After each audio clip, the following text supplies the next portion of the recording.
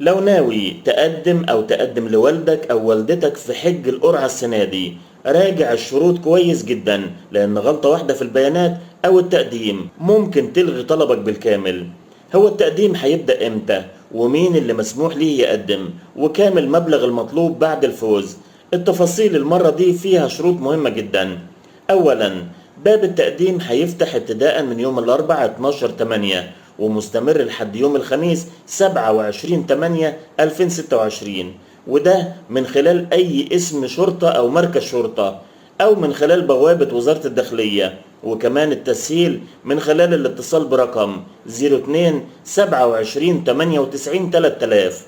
يشترط إن المتقدم يكون مصري كامل الأهلية، عمره 21 سنة على الأقل، ومعاه بطاقة رقم قومي سارية، وما يكونش سبق ليه الحج طول حياته، ويقدم من خلال جهة واحدة بس، يا إما القرعة أو السياحة أو التضامن.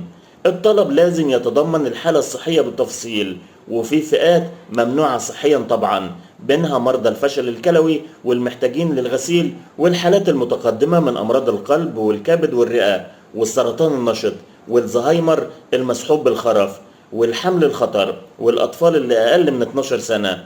كمان في 1% من التأشيرات لأكبر المتقدمين سنا، أما باقي المتقدمين فهيدخلوا قرعة علنية. ولو فزت مطلوب تسدد مقدم 80,000 جنيه خلال 12 يوم من إعلان النتيجة، بخلاف طبعا تذاكر الطيران وباقي التكلفة النهائية. فراجع بياناتك وجهز أوراقك قبل فتح الباب.